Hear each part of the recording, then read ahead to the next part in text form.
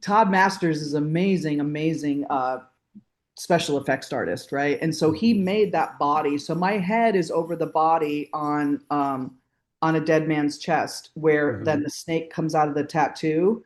Yeah. The tongue of the snake comes out of the tattoo. So that's a body. Now I don't know where my body is. I would like to have it back. I don't know if anyone's playing with it or where if they have it displayed somewhere, but I would like to know where that was.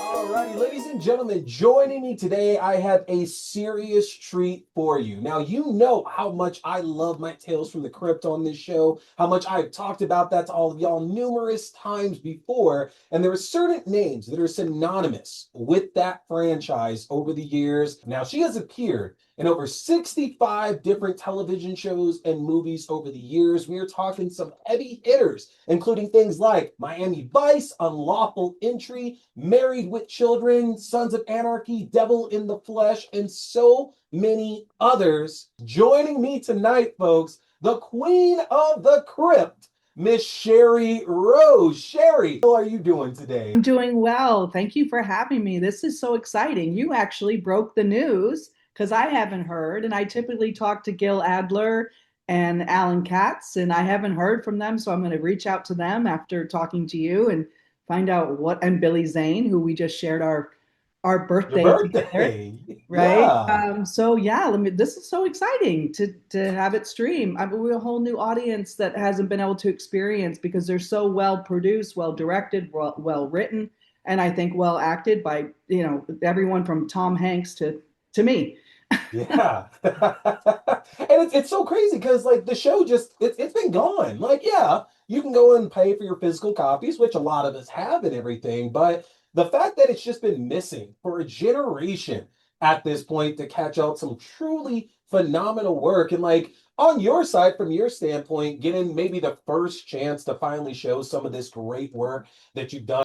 Well, it is true when it's dropped off, you kind of don't know like where things are. There are a couple movies that I did even in Thailand that I thought this movie In Gold We Trust that was an amazing film that just is lost. You can't really find it. There was some distribution, and you never know what's going on behind the scenes of why things don't get distributed, the rights, the copyrights, the infighting or not infighting. I don't know all the details, but there are so many reasons why things don't get distribution, and it's not because the product isn't good. It's just there's other issues, right? Yeah. Being a filmmaker myself, I've learned through my mistakes that you have to make sure all things are buttoned up with copywriting and trademarking and distribution rights and that nature. So that all being said, on the serious note, on the fun note, I'm so excited that people get to see it. Like I said, because they're so well made and they stand the test of time, right? If you're gonna binge Nightmare on Elm Street, you could really binge Tales from the Crypt. So I hope people Yeah. go back and do that because there's so many different stories and they're so fun and the Crypt Keeper is so just giggly and dynamic. So I love it.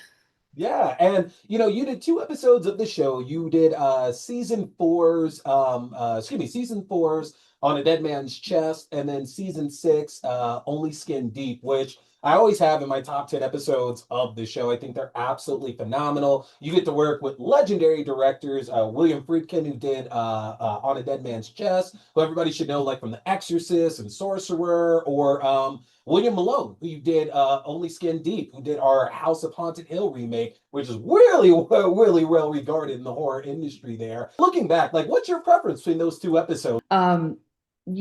Just being able to work with William Friedkin, who I was already a fan of, and it was my first one. And the way that I got cast was special, that I kind of got cast in the room, and that was exciting. And I felt like that was one of those things as an actress. I also got put in, I got put in for an Emmy nomination for that. So you get like put in for the nom, you don't necessarily get the nom, but so that was cool to get that little letter in the mail. But it was one Mhm. of those times where I felt like as an actress, I put the work in, and I went, like you put work in and then you kind of put like a little extra work in. I felt like I did that when I went to get the job because I really wanted to work with William Friedkin. And my manager, Danielle Dell, like I wanted to make her proud of me. And So there was just things that I was really went above and beyond. Like, I'm going to get some rest. I'm going to be off script. I'm going to make some good choices. I'm going to do, costume choices. And so I was very excited. Then I was able to bring my friend Steve Jones from the Sex Pistols, who's one of my dear friends, in to play one of the characters. So I got to work with one of my dear friends. And then Danielle used to be married to Greg Allman. And so she was Danielle Allman at one point, and now she's Danielle Dell. But so that was fun to work with. Just like all, Heavy D was amazing. Tia Carrera was fun to meet her, Yul Vasquez. So it was just a great group of people. And then to be under that direction of William Friedkin, where somebody pushes you even harder, and you kind of start feeling that stretch in yourself, where you're like, oh, I didn't know I could climb that one more peak of that mountain because somebody said you could do it. Come on, try it, and you do it, and it feels good. And you talk about wanting to be like on point. You're going to do like some extra stuff to make sure you're good for them. And William Friedkin has this reputation for being a no nonsense, tough as nails. Like he is the general. He's the guy Yeah. making sure stuff goes the way he wants on set. Talk a little bit about your experience like working directly with him. Yeah, absolutely. I mean, he is the general, he's the director, and I appreciate that. Like, I like that. And I want to go there with my homework done and then someone give me direction. I don't mind crassness, I don't mind definitive attention or actions. I like that. So I can see where it might be like, oh, you could have used a different tone.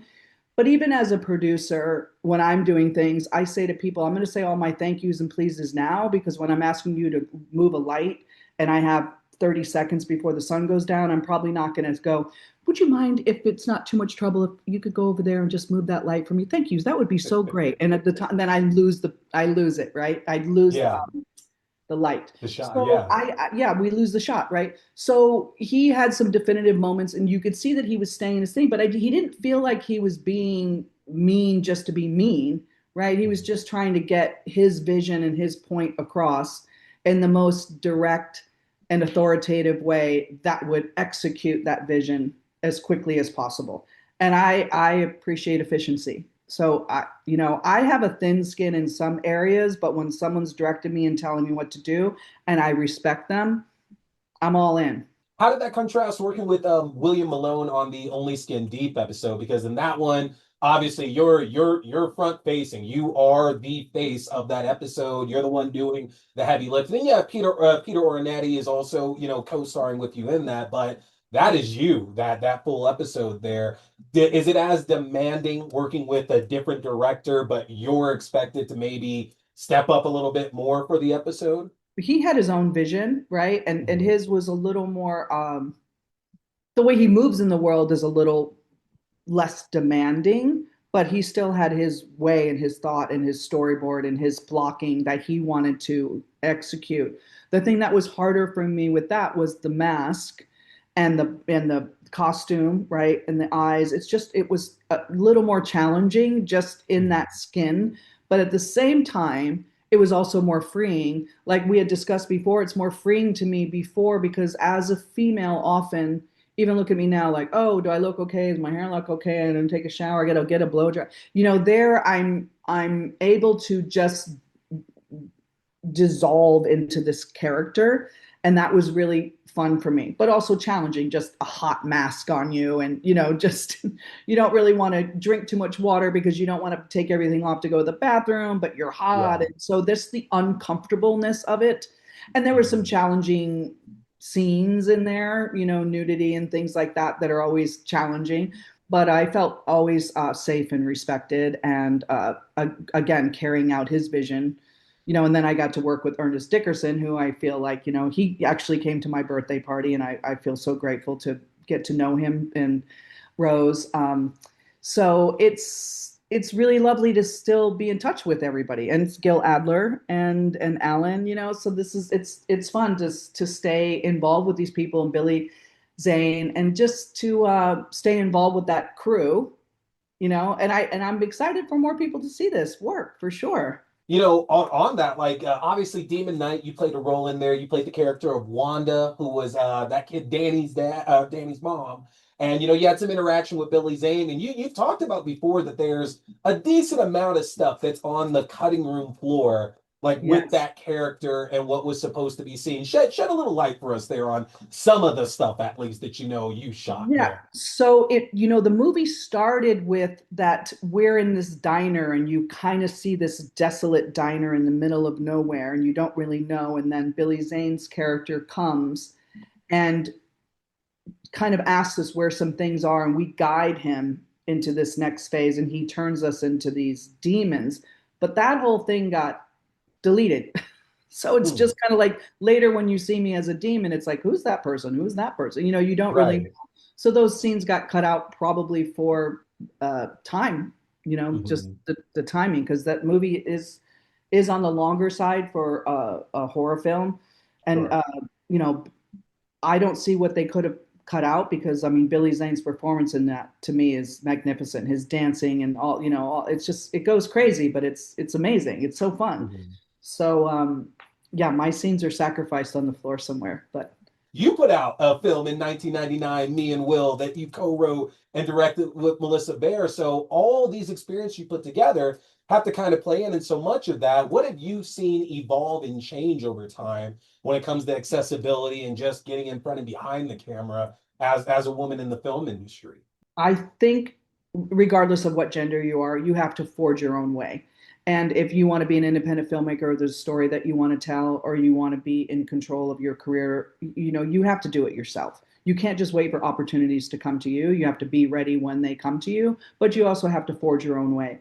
And I think like a lot of people like are leaning into these verticals and these micro dramas and things of that nature just because they want to be able to, they want to act, they want to write, you want to produce, like I was saying, like even a bad day on set is better than a day not on set, right? It's just like it's just great to make movies and to do that. And if you're in that field and that's how you earn a living, you want to keep doing it, right? What are you going to do? It's like, okay, I have a down day. What am I doing? I'm going to write something or direct something or produce something or help someone else get theirs made or be on set to get theirs going, or help get the financing for. So I don't know if I've seen much of a change because I think what Catherine Bigelow was the first one with in the Academy Award, as a director. We had was it Monster with Charlize Theron who played, Yeah. the female Sarah. I mean, she's amazing. She's an incredible, incredible actress. I love her. Um, of course, Angelina Jolie has played tough characters. I mean, we still get pigeonholed, but we have to. We're finding new avenues, and you have to just take your own career in your own hands and create what you want to put out there. It's not easy. It's not easy, but the alternative of just sitting around waiting for something amazing to come or waiting for anything to come is, it's that's more painful than not creating it yourself. When you were making Me and Will, and you guys you're literally pulling tooth and nail to get this film done, to get it the way that you want it to be made as well too. And you told me a story about one time possibly having Oliver Stone of all people, Yes.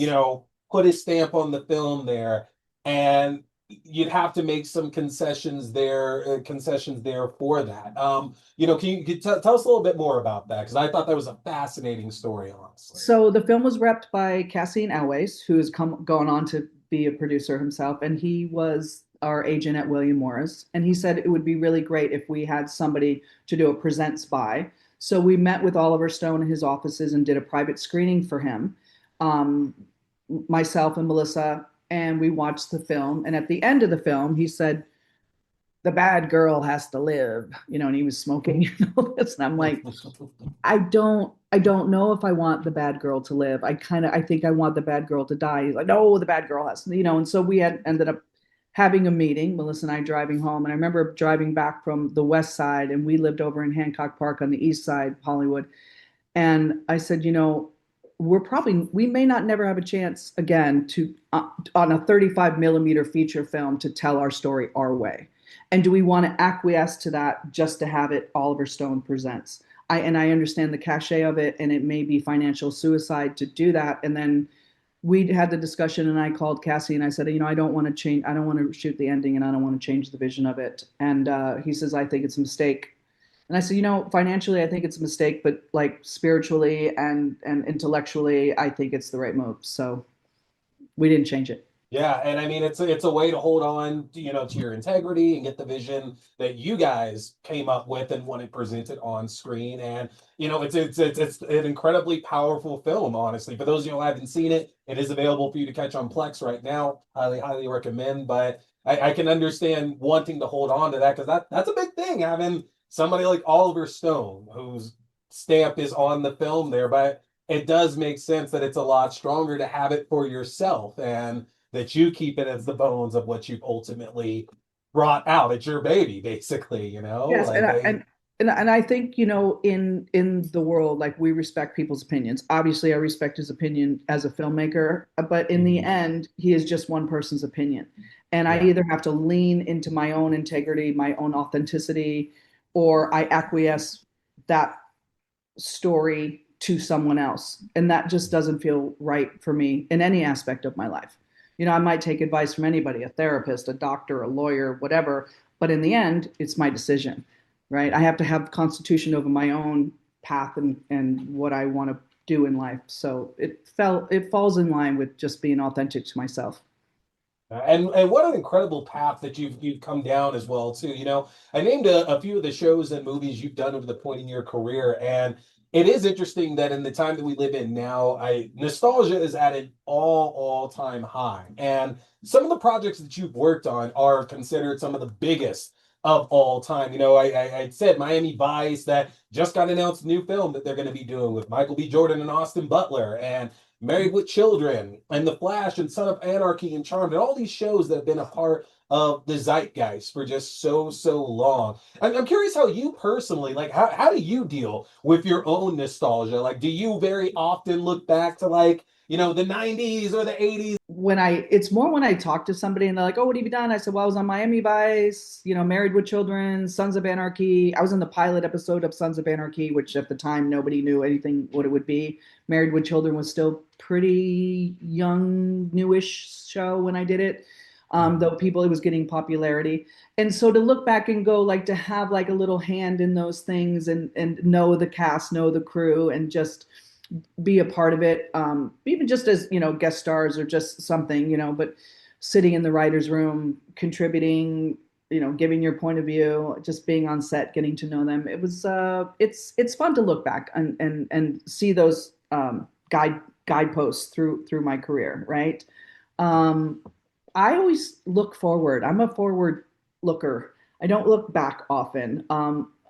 I think music gives me more nostalgia than something else. Like, I'll play the same songs over and over, and it will take me back to a memory. Not Mhm. so much a TV series. There's a few TV series that I thought, oh, that would have been fun to be on. Like, I would have liked to have done an episode of Friends. That would have been fun. Mhm. I did audition for that show. I did not get it. Um, and but other than that, like, I'm grateful that I got to be a part of those. And people will say, "Oh, I saw you on Married with Children. You asked Ed Bundy to buff your bumpers," and that it's just people still sometimes remember those episodes, or they remember the Sons of Anarchy, those first episodes of me coming in. So it's fun, But I'm always looking forward to, like, what's next. Do you find yourself having more fun working in a certain environment compared to another one? Like, when you get a new project that comes to you, you're like, all right, like, what actually gets you excited these days when it comes to work? Well, what the script reads like, who I get to work with, where I get to work, of course. And then what do you want to lean into? When it's a drama, you're going to have to kind of dig a little deeper. You're going to have to pull up some own wounds. You're going to have to open up those wounds a little bit. Do I feel like doing that right now? When you're doing a comedy, it's a little lighter. You get to lean into your lighter side. Action movies, oh boy, I have to work out. I got to get my stamina up, right? It's just like, I got to run, I got to jump, I got to kick. And then, a horror movie is fun. I just had the opportunity. It was very fun for me. My son is graduating NYU at Tisch, and he just did his thesis, a horror film, which we shot in the woods all night long. So it was in the woods, no bathrooms, all night, starting at 6 o'clock at night, going to 6 a.m. when the sun comes up. And I said, "You really wanted to shoot outside at night? Okay." And so I was craft service and PA and sometimes props and well, script supervisor. So it was really fun to watch him make a horror movie and just see that he's never seen anything I've done. I don't think anything I've ever done. So it'd be interesting what he's going to see. I mean, some things I don't want him to see, but Yeah. um, it's fun to watch it through his eyes, the way he views the horror genre, right? Because he's such a fan, and that's what he leaned into at school. At Tish's in the film and TV, he leaned into the horror genre, which is not very typical, right? So we'll see where that goes. But it was fun working on the other side of that camera, and not in a producer capacity, just in like, what can I get everybody?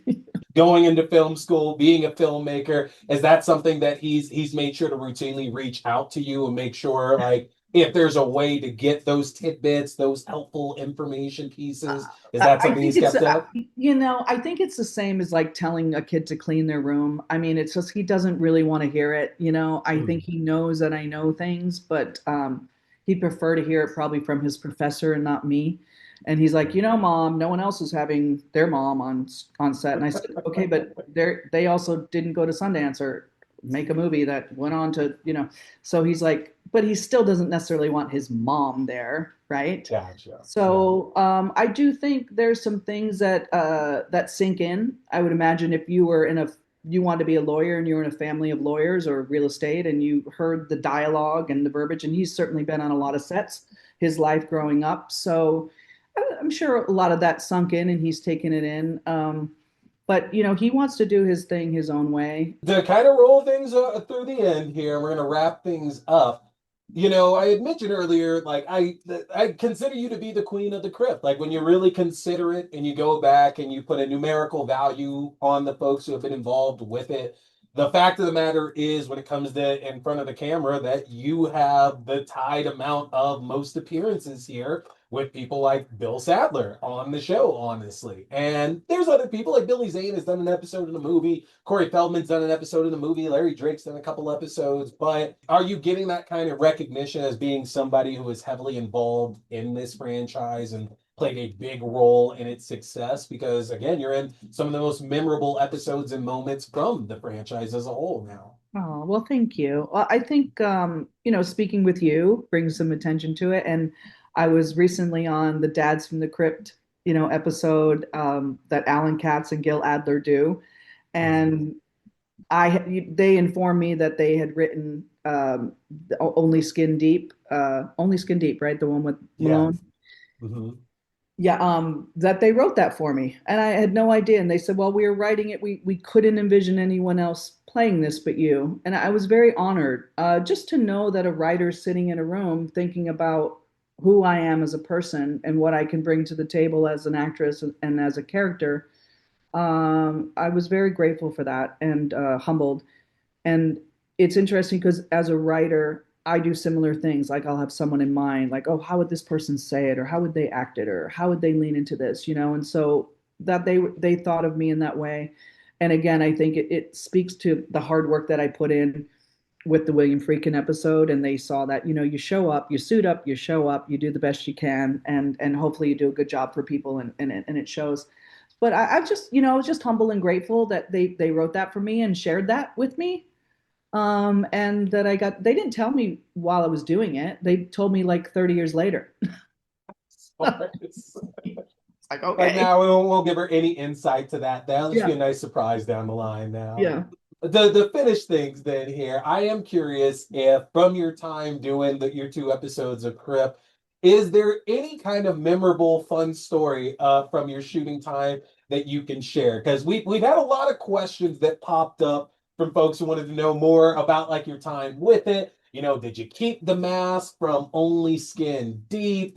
Did you get to go and see the band, the Exorcist band, perform some songs during On a Dead Man's Chest? And I'm just wondering, what's something fun you can share with us from your time doing some crypt there, if Well, anything's coming to mind. I'll tell you, I didn't get to see it. I mean, the Exorcist band, right, played while we were shooting and lots of smoke, and you just kind of like, oh my God, open the doors because you're breathing all that, to make it look cool, right? Yeah. Um, and Todd Masters is amazing, amazing special effects artist, right? And so he Mhm. made that body. So my head is over the body on on a dead man's chest, where then Hmm. the snake comes out of the tattoo. Yeah. The tongue of the snake comes out of the tattoo, so that's a body. Now, I don't know where my body is. I would like to have it back. I don't know if anyone's playing with it or where if they have it displayed somewhere, but I would like to know where that was. And it's, these things aren't easy. You sit in there. I'm a little claustrophobic, so to sit in Yeah. there and have like the stuff dripped over your face to make a mask of your face, or like it, sit in your body. And when someone says like don't move and you're like Hmm. all you want to do is move, That's it. That's all you're right? It's thinking. like, Yep. don't move, you can't move, don't move, don't move. Oh my God, really? I Yeah. can't move. It's like, okay. So you're sitting there for, I don't know, it feels like forever. And they finally Hmm. like peel it off and make these cool things of you that live on forever. And so that was really interesting. And I really respect Todd Masters. I think he's just like the top of his craft. Masters Studio, I think is what he has, but it's Yeah. just like the top of his craft of what he's been able to do. And it's fun, but it's challenging. It's not easy, and sitting in those makeup chairs and getting all that stuff on you and wearing these weird contacts that hurt your eyes. And um, yeah, my eyes Oh. at one point when I was wearing the black contacts, I had taken them out one day and the whites of my eyes were kind of stained almost black. Woo! That, that Wow. was scary. And I went to my Yeah. optometrist in Westwood, and he's like, you just gotta, there's nothing we can do. You just gotta let it run its course. It will Clear up. regenerate. And I was just like, oh my God. Well, Sherry, this has been an absolute pleasure to have you on the show and get to talk a little bit about your career and especially some Crypt. Folks, again, May 1st on Shudder, Tales from the Crypt begins streaming. These are going to be uncut episodes, upscale and HD. And for our Sherrie Rose fans, make sure you come back May 22nd. That is when season 4 should be premiering. A chance to see On a Dead Man's Chest, directed by William Friedkin. And then on June 5th should be the debut of season 6, where you can see Only Skin Deep and Sherrie Rose's starring role here. Phenomenal episode on the show. Of course, you can catch Demon Knight, digital platforms, physically right now. Favorite film? Check it out. It's phenomenal. But if you want to catch Sherrie Rose's episodes of Tales from the Crypt, you need to get a Shudder subscription as they begin rolling those out on May 1st. Thank you again so much for joining us tonight here, Sherrie. And tell your local convention, if you want some Crypt representation, they need to hit up Sherrie Rose. We need to get her at more conventions. Let's get Crypt blown up, folks.